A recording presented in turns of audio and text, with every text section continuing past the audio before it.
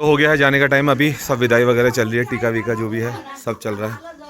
तो अब हम जा रहे हैं, वापसी होने का टाइम हो गया है। आप निकलोगे दिल्ली, है ना? अब कब मुलाकात होगी? अब होगी, देखो तुम्हारी शादी पे। ये दीदी तो यार एक होता है कब आती हैं फिर कब मिलती है। एक तो क्या था, हमारा टाइमिंग बहुत गड़बड़ है, कभी दीदी होती है तो मैं नहीं आ पाता हूँ, मैं आता हूँ तो दीदी नहीं हो पाती है। और आइंदा दीदी है बेचारी कमजोर हो गई है आजकल, थोड़ा डाइटिंग वाइटिंग पे है ना, तो कम खा रही है। चलो कोई नहीं है, खाओ खाओ, जरा मन लगा के खाया करो, है ना? पतले नहीं होना चाहिए। और ये है शशांक, तारी दीदी का लड़का, मतलब तारा दीदी नाम है, घर में हम लोग तारी दीदी बोल देते, अभी तक वही आदत है हमें, तो उनका वैसे नाम तारी दीदी। शशांक कम बोलता है, शशांक खाली स्माइल देके चल देता है।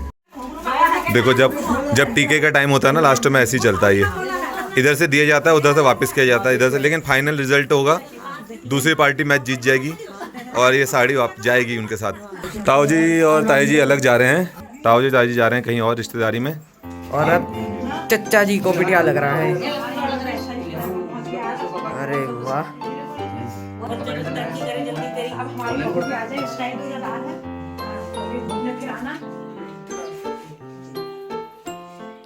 बाय। तो गाइस दुल्हन की भी विदाई हो गई है और हमारी भी विदाई हो गई है, और द्वारा हाट से विदा लेके अब रामनगर की ओर निकलने का वक्त। इससे पहले कि धूप निकल जाए हम भी फटाफट निकल जाते हैं गाड़ी में। गाड़ी थोड़ा आगे खड़ी है तो बाकी लोग आ रहे हैं पीछे, मैं थोड़ा आगे आ गया हूँ फटाफट। और इतने दिनों बाद मैं अपनी सारी दीदियों से मिला तो बहुत अच्छा लगा यार। पुरानी बातें सब होता ही है, बातें होती हैं तो और मज़ा आता है, तो बहुत अच्छा लगा।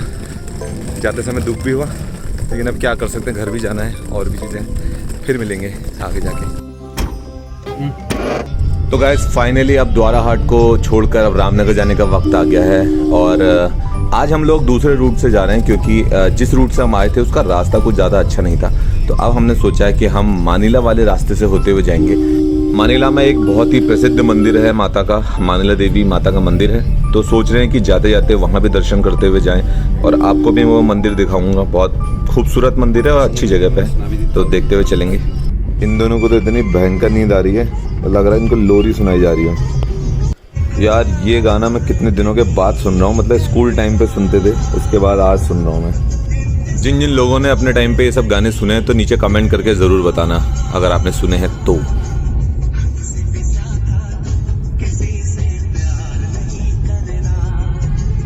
तो हमने भिक्किया सेन से टर्न लेके, मतलब रूट एक अलग रूट लेके हम लोग जा रहे हैं मानिला की तरफ, और मानिला से निकलेंगे रामनगर। मानिला में कोई मंदिर है, कौन सा मंदिर है? मानिला देवी का मंदिर है, तो सोच रहे हैं कि जाते जाते वहाँ से दर्शन करते हुए निकलते हैं। और उधर ठंडा भी है क्योंकि हम अभी तक जितने भी पहाड़ गए वहाँ ठंडा नहीं था। तो हम लोग काफ़ी हाइट पे अभी पहुँच गए हैं, और ये देख लो नीचे कितना डेप्थ यहाँ से दिख रही है।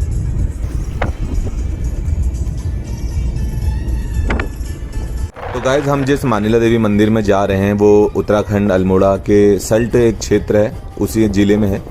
और यहाँ पर ज़्यादातर आप देखोगे तो देवदार, चीड़, बाज और बुराश के पेड़ हैं, मतलब यहाँ पर ठंडा रहता है। आप देखोगे तो यहाँ बहुत ठंडा रहता है। तो अभी आजकल गर्मी के टाइम पे भी यहाँ पर ठंडी ठंडी हवा चल रही है, तो सोचिए ठंडे के दिनों में क्या होता होगा।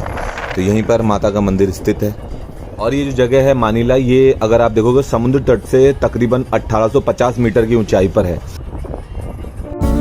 तो गाइस सामने ये मंदिर आ गया है, ये मानिला देवी का मंदिर है। तो देखते हैं अंदर जाके, गाड़ी यहीं पे पार्क लगाते हैं। यहाँ पर 2 मानिला मंदिर हैं, तो कंफ्यूज मत होइएगा। यहाँ लोकेशन बहुत अच्छी है, और जो आवाज़ आ रही है आपको, ये आ रही नहीं आ रही है, हवा की आवाज़ इतनी भयंकर आ रही है, मैं क्या बताऊँ। आओ भाई आओ। तो ये है मानिला देवी मंदिर का मेन गेट, और यहीं से हम अंदर एंट्री लेंगे। वाह, एंट्री करते 1 घंटे की आवाज़ आ गई मंदिर के, शुभ संकेत। मम्मी कह रही कि उन्होंने यहाँ पर एक अपना भजन शूट किया था काफ़ी टाइम पहले, माता का भजन मम्मी ने यहाँ शूट किया था बहुत टाइम पहले। तो यहाँ से अब एंट्री बिल्कुल मेन वाली एंट्री हो गई स्टार्ट, तो जूते उतार लेते हैं यहीं पे।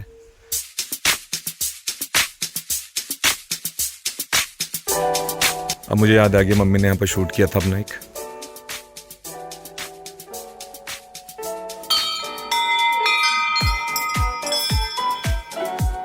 तो दोस्तों ये है मानिला देवी माता का मुख्य मंदिर, और सामने उनकी प्रतिमा है। मैं आपको यहीं से दर्शन करवा देता हूँ।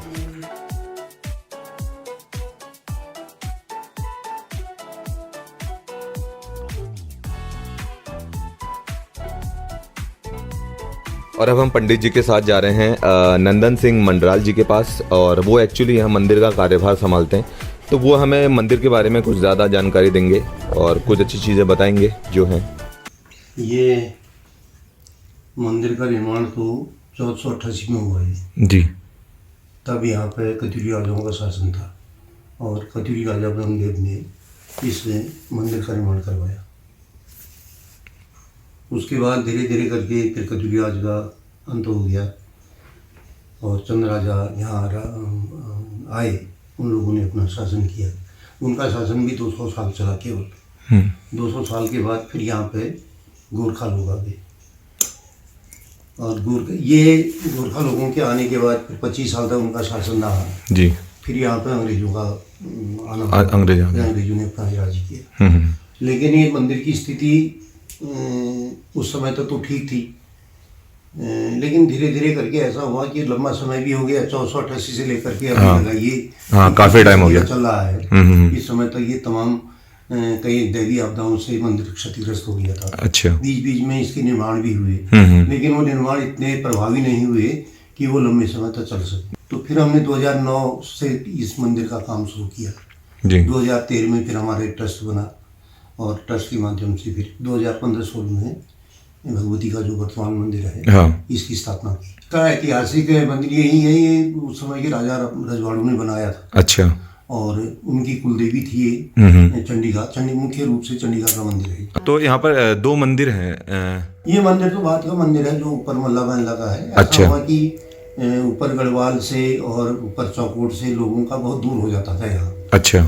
जैसे आजकल भी ऐसा होता है, उन्होंने कहा साहब एक स्थापना वहाँ कर दो। आज तो जगह जगह पे उन्हीं की स्थापना हो रही है। तो वैसी स्थापना में हुआ है। अब ये किंवदंतियां जोड़ने वालों ने तमाम मैंने ऑनलाइन देखा, उसमें कुछ और कहानी है भी। हाथ काट के ले गए, यहाँ से ये ले गए, वो ले गए। आप एक पढ़ा लिखा आदमी इस बात को समझ सकेगा कि हाथ काट करके भगवती सही बात हाथ काट दिया और फिर वो चिल्लाने लगी। उन्होंने तो ऐसा है ना, इसका अनर्थ ये इतिहासकार भी करते हैं। मतलब इस तरीके की भ्रामक जो बातें हैं, उन भ्रामक बातों को आम लोगों तक मत पहुंचाओ। मतलब इसका मुख्य रीजन ये है कि दूर पड़ता था तो एक उधर स्थापना की गई ताकि उधर से भी लोग दर्शन कर सकें पास जाकर। चलिए धन्यवाद, आपने बताया इतना, दर्शकों को भी है ना। तो अब जो भ्रांतियां हैं जो बाहर फैली हुई हैं, इतनी जो चीज़ें गलत हैं, तो कुछ वीडियो से माध्यम से उनको भी पता चलेगा कि हाँ। तो गाइज यहाँ पर मंडाल जी ने हमें बताया कि उन्होंने जो देवभूमि उत्तराखंड के जो लोक देवता हैं यहाँ के, उनका एक छोटा सा म्यूजियम बनाया है और उन सभी की प्रतिमाएं यहाँ पर स्थापित की गई हैं ताकि लोग उन्हें देख सकें, उन्हें जान सकें। तो ये जो आपने बनाया है ये मतलब एग्जैक्टली क्या है जो है यहाँ पे? ये ऐसा है, लोक संस्कृति को संरक्षित करने के लिए ये प्रयास किए गए हैं। अच्छा। ताकि हमारी पीछे की जो हमारे यहाँ के देवता हैं, जो इष्ट देवता लोग होते हैं, तो उन सब के आपने यहाँ पर बनाए उनके बारे में, क्योंकि हमारी ये पीढ़ी धीरे धीरे करके कहीं ऐसा ना हो इतिहास कि भूल जाए, इतिहास भूल जाए। तो उनको इतिहास को जीवित रखने के लिए जी हमारी अपनी परंपराओं को, हमारे लोक देवताओं के इतिहास को संरक्षित करने के लिए हमने ये प्रयास किया है। जी जी जी। तो ये गुल देवता है।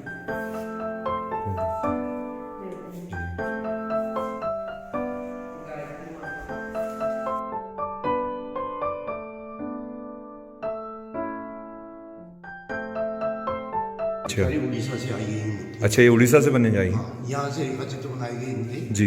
रेखा चित्र बनाने के बाद फिर हमने वहाँ भेजे, वहाँ के फिर कारीगरों ने इन्हें वहाँ से बना। अच्छा, तो गाइज ये जितनी भी मूर्तियाँ हैं ये सब दक्षिण से बन के आई हैं। दक्षिणी सदी में बनी हुई है। अच्छा, तो दोस्तों सरल शब्दों में मैं आपको बताता हूँ कि जैसे सबके अपने अपने आप पूछते होंगे भगवान को, तो ऐसे उत्तराखंड में हमारे जो लोकल हमारे जो कुल देवता होते हैं, सबके अपने अपने कुल देवता होते हैं। तो ये सभी उन्हीं कुल देवताओं पर आधारित है ये जो म्यूजियम है, और उन सब की यहाँ पर प्रतिमाएं हैं, उनके बारे में बताया गया है। तो इनमें से आपका भी कोई ना कोई कुल देवता जरूर होगा अगर आप उत्तराखंड से हैं। तो जैसे हमारे गोलू देवता हैं वो हमारे कुल देवता हैं, ऐसे आप सबके भी होंगे। तो मैंने इन सबके नाम हैं, उनकी क्वालिटी हैं यहाँ पर लिखी हुई हैं, तो आप देख सकते हैं इनको। और गाइस ये जो भैया इसके अंदर गए हैं ना, जो मंदिर सा बना है, तो इसके अंदर कहते हैं कि मतलब नगाड़ों की आवाज़ आती है, नगाड़ों की जैसे, मतलब ध्यान से सुनना होता है। जो बजाते नहीं है, दो पकड़ना, उसकी आता है। हाँ वही तो आती है, उसकी बजाना है। पूरा घुसो, देखो। हाँ, इतना घुस नहीं आ रही मेरे को। तो मानिला देवी माता के भी दर्शन हो गए। चलो चलते चलते, लिखा था हमारे यहाँ ना, तो यहाँ भी दर्शन कर ली। अब यहाँ से निकल रहे हैं रामनगर की तरफ, मतलब घर की तरफ। तो दोस्तों मंदिर में दर्शन किए, और आपको पता ही है कि मनलाल जी ने हमें बताया कि इसकी असल कहानी क्या है। लेकिन अगर आप गूगल वगैरह में सर्च करेंगे या कहीं पर इनकी कथाओं के बारे में पता करेंगे तो आपको पता चलेगा कि मानिला देवी जो थी वो कत्यूरी राजाओं की कुल देवी थी। और इसकी जो प्राचीन कहानी है जो प्रचलित है इधर, वो ये है कि जो मानिला देवी माँ थी उनका ये था कि वो जब भी क्षेत्र में कोई भी अप्रिय घटना होती थी तो वो पहले लोगों को आवाज़ लगाकर सतर्क कर देती थी। और ये भी कहा जाता है कि एक बार दूर प्रदेश से जो थे कुछ लोग बैलों को खरीदने वगैरह के लिए वहाँ मानिला क्षेत्र में आए, और उनको जो वहाँ के बैल पसंद आ गए थे। लेकिन किसी वजह से ऐसा हुआ था कि मालिक ने बैल देने से इनकार कर दिया। अब व्यापारियों को बैल तो पसंद आ गए थे, तो उन्होंने फैसला किया कि वो बैलों को चुरा लेंगे। जैसे व्यापारी बैल चुराने की तैयारी कर रहे थे, उस समय कहा जाता है कि जो मानिला देवी माँ थी उन्होंने बैलों के मालिक को आवाज़ लगाकर आगाह कर दिया था। तो आवाज़ सुनकर व्यापारियों ने बैलों की चोरी का जो फैसला था वो छोड़ दिया, और ये फैसला लिया कि भाई वो जो माता की मूर्ति है उसे ही अपने प्रदेश की तरफ ले जाएंगे। तो कहते हैं कि उन्होंने मतलब माता की मूर्ति को उखाड़ने की बहुत कोशिश की, लेकिन सफलता नहीं मिली।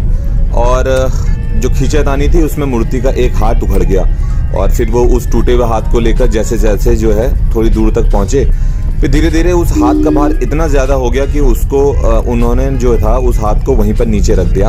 और फिर कहते हैं कि जब दोबारा उन्होंने उस हाथ को उठाने की कोशिश की तो फिर उठा नहीं पाए, और वहीं उस हाथ को छोड़कर भाग गए। और जब गांव वालों को ये पता चला तो उन्होंने वहीं जहाँ पर वो हाथ था वहीं पर उन्होंने माता के मंदिर की स्थापना कर दी। इस तरह जो था मंदिर के माता के जो हैं 2 मंदिर बने, एक तो मल्ला मंदिर और एक तल्ला जो देवी का मंदिर था, इस तरीके से बने। तो ये कहानी जो है प्रचलित है पहले से ही। और लेकिन मनलाल जी ने बोला कि ये थोड़ी किंवदंतियां हैं, ये कहानी गलत है, ऐसा कुछ भी नहीं हुआ था। और मंदिर जो सेकंड इसलिए बनाया गया था ताकि जो लोग दूर से आते हैं उनको यहाँ दूर पड़ता था आना, तो इसलिए।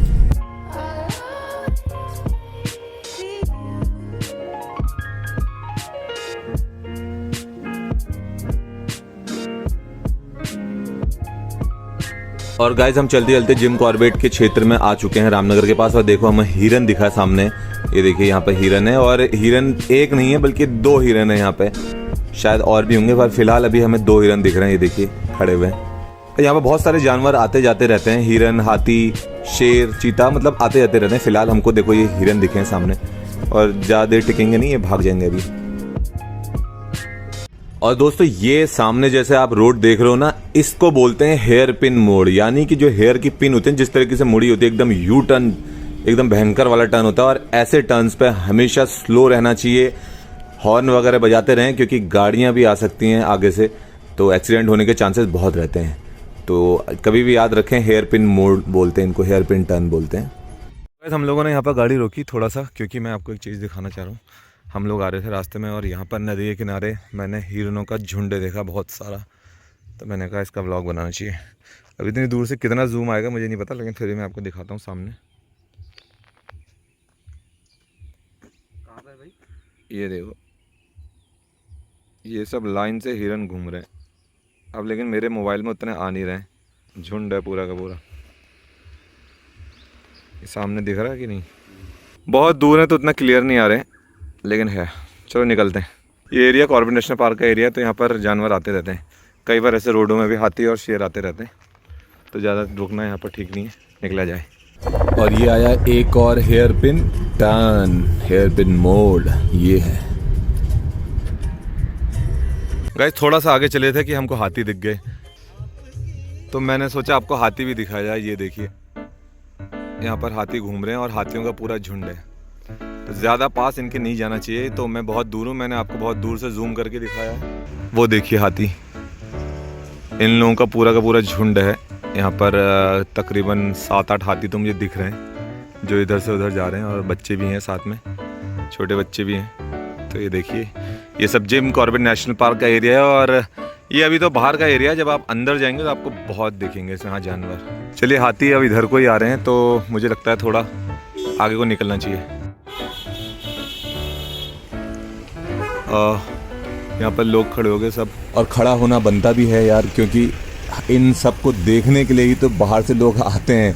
लोग अंदर जंगल में जाते हैं कॉर्बेट नेशनल पार्क में ताकि इनकी झलक दिख जाए, और जब खुद सामने से चल के, वो भी इतनी ज़्यादा मात्रा में जब हाथी आपको दिख रहे हैं, इतनी ज़्यादा, देखो कितने हाथी हैं, कम से कम ये अब मुझे लग रहा है कम से कम 10-12 से ऊपर हाथी हैं, बच्चे हैं, तो यार ऑब्वियस सी बात है ये सब कैप्चर करने के लिए बाहर से फोटोग्राफर आते हैं। तो ये हमारा लक था एक कि हम लोगों को यहीं पर दिख गए हैं ये, और बहुत ही यार एक अलग ही नज़ारा है, आप देखो।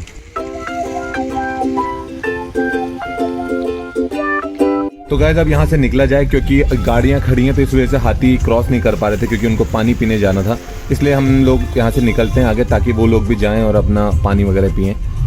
और ये नदी है, यहीं आते हैं वो पानी वानी पीने ना, इधर ही आ रहे होंगे, वो रुक गए, वहाँ हिरन भी खड़ा है वो सामने। चलो कोई नहीं, इस टाइम पे इनका टाइम हो रहा होगा शाम को पानी वानी पीने का ना, तो इस टाइम पे आते होंगे। तो गाइस हम लोग घर आ गए हैं और अब है विदा लेने का वक्त। आज आपको मैंने माता के दर्शन करा दिए, हाथी दिखा दिए, हिरन दिखा दिए, इतनी सब चीज़ें करवा दी यार, तो लाइक तो बनता है और सब्सक्राइब जरूर कर देना, और नीचे जाने से पहले कमेंट जरूर करना कि आज का व्लॉग आपको कैसा लगा। बाकी आपसे मुलाकात होगी अगले व्लॉग में, तब तक के लिए goodbye and take care.